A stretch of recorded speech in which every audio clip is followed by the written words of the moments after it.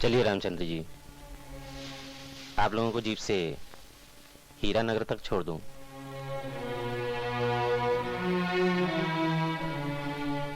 सिद्धांत नहीं जाएगा।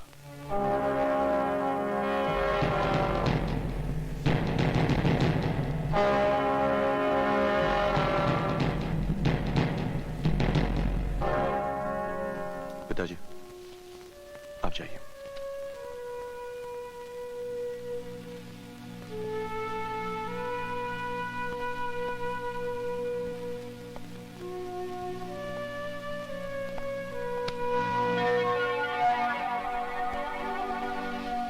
गणपत गिरफ्तार हुआ? वो फरार है। इस पूरे इलाके में उसका कोई पता नहीं।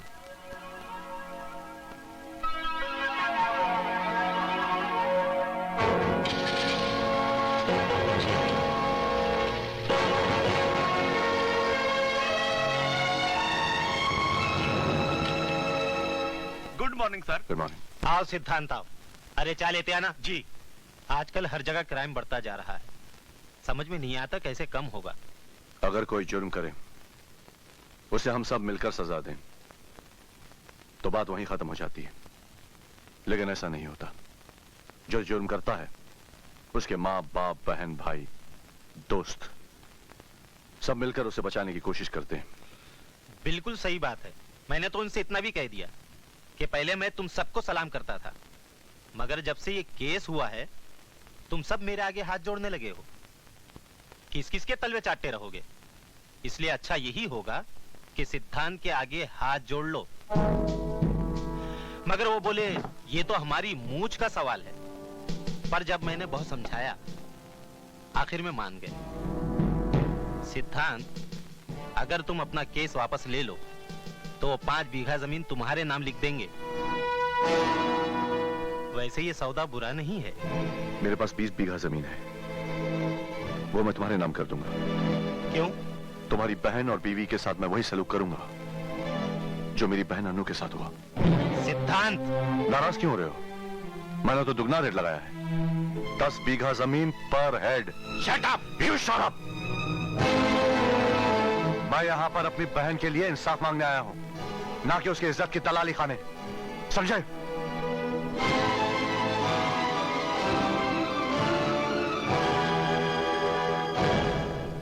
उसकी हिम्मत तो देखिए। कहता है मैं अपनी बीवी और बहन को उसके बिस्तर पे लिटा दूं तो मुझे 20 बीघा जमीन देगा।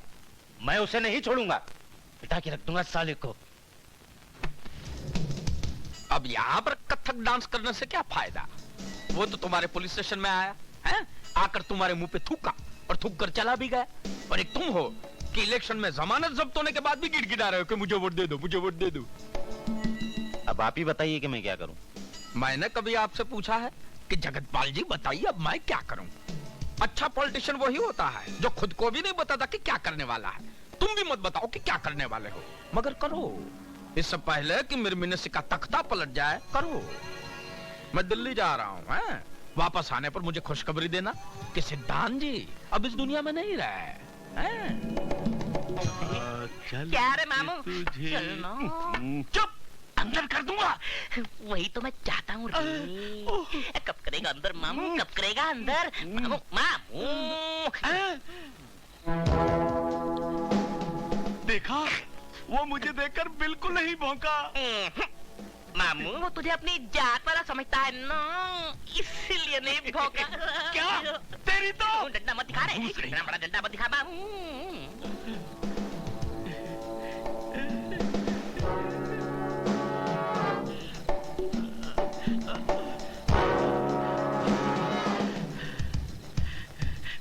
साहब,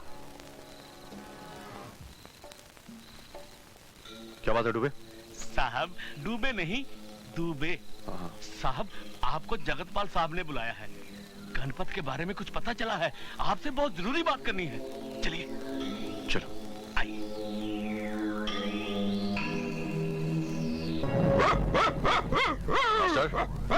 मास्टर, रखो। जी क्या बात है? बांधे से। ठीक है।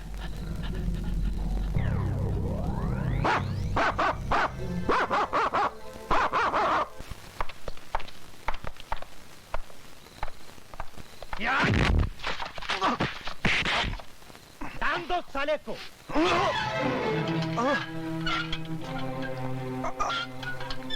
क्यों बहुत फटफट फटफट कर रहा है? इतना तो तेरी बहन ने भी फटफट नहीं किया था जब मैंने उसके साथ में।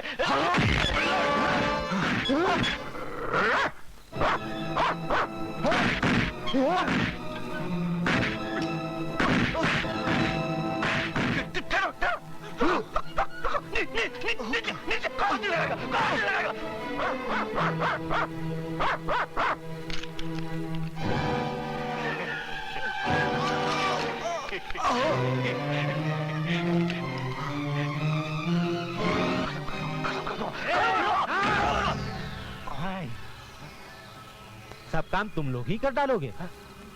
कुछ पुलिस वालों को भी करने दो। आखिर हमने तुम लोगों का नमक खाया है। तो आप पेशाब भी पी ले। पेशाब तो मैं तुझे पिलाऊंगा। क्या कहा था तूने? मेरी बहन और वीर के साथ वही सुलूक करेगा जो गणपत ने तेरी बहन के साथ किया था?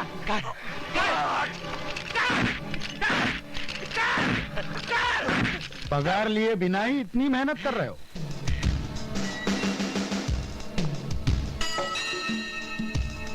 ठाकुर साहब, आप?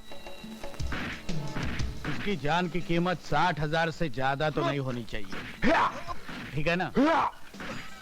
30,000 पहले ही ले चुके हो, बाकी रहे ये 30,000।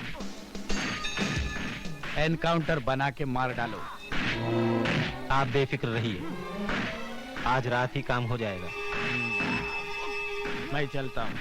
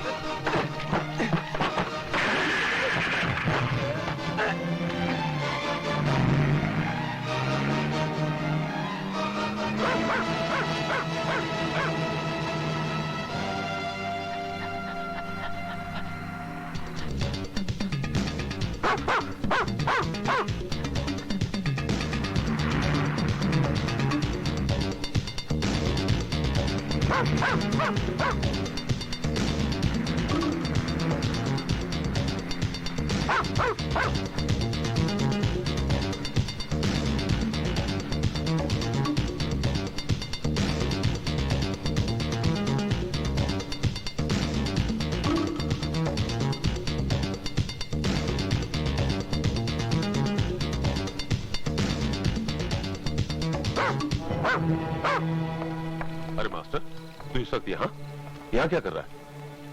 क्या हुआ? बोल ना बेटा, बोल।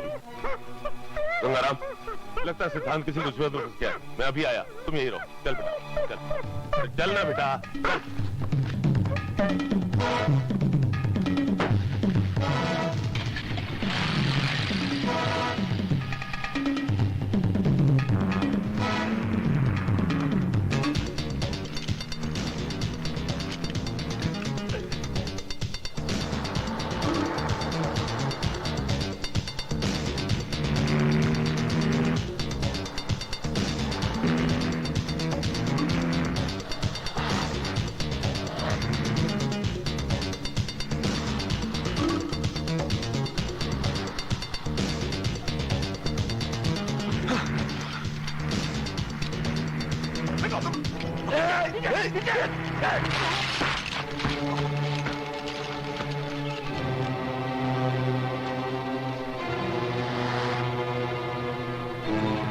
भाग सकता है तो भाग।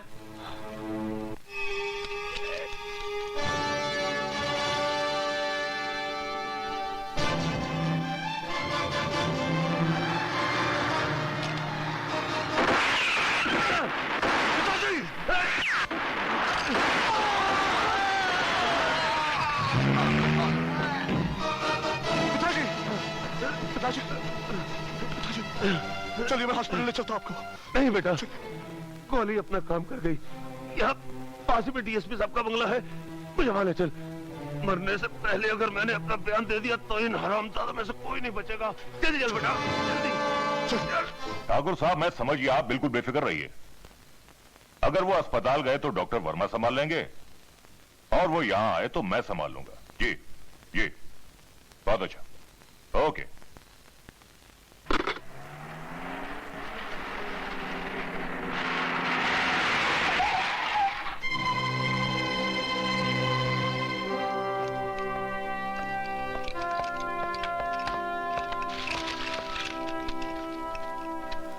सर ठाकुर के बेटों और जगतपाल ने मेरे पिताजी पर गोलियां चलाई हैं। सर वो आपको बयान देना चाहते हैं।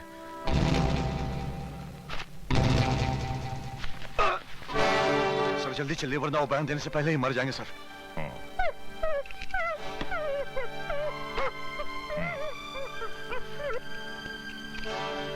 चलिए सर। पिताजी, पिताजी।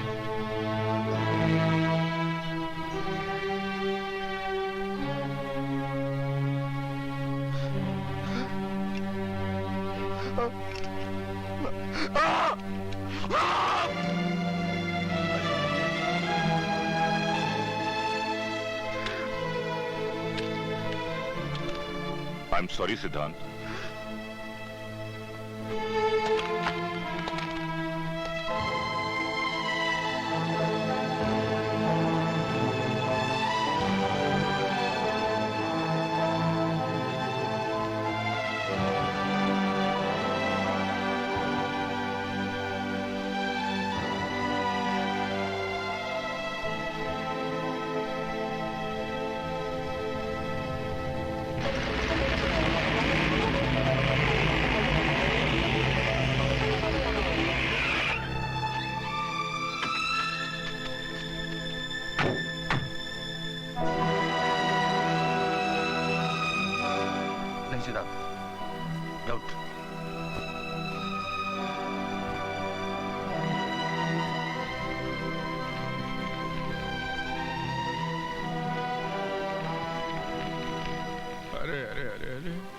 ये क्या हुआ?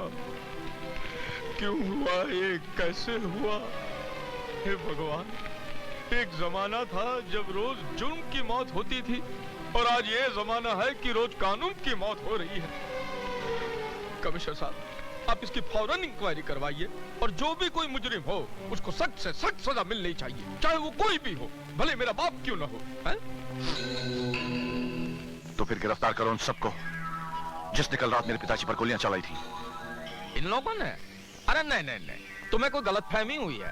ये सब तो मेरे साथ कल राजधानी गए थे। कल मैं मंत्री पद की शपथ लेने गया था ना, वहां।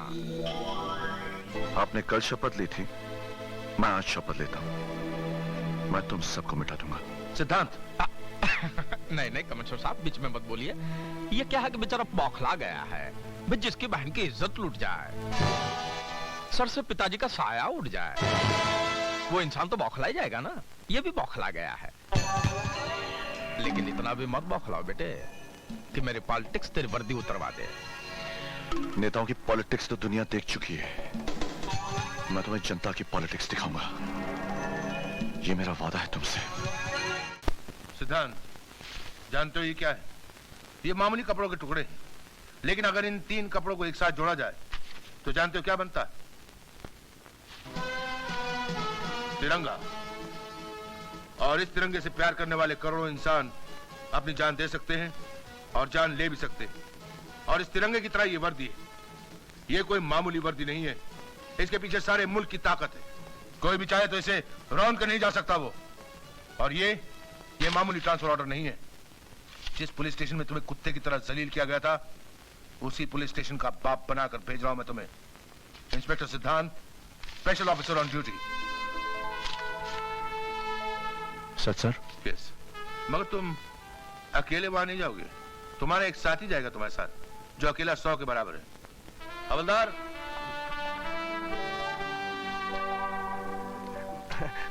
काले खान तुम? जी हाँ, काले खान बगैर काली मूंछों के। साहब जी, आपने मुझे सुधार दिया, अब हम दोनों मिलकर उन सालों को सुधार देंगे। माफ करना साहब, मुंह से निकल गई। क्या है कि पुरानी आदत है ना, जाते जाते जाती है। जानी चाहिए। Best of luck sir. Thank you very much sir, thank you very much. Thank you much. Very much. आज सिपाही रामचंद्र साहब की 13वीं है। खाओ खाओ, जमकर खाओ।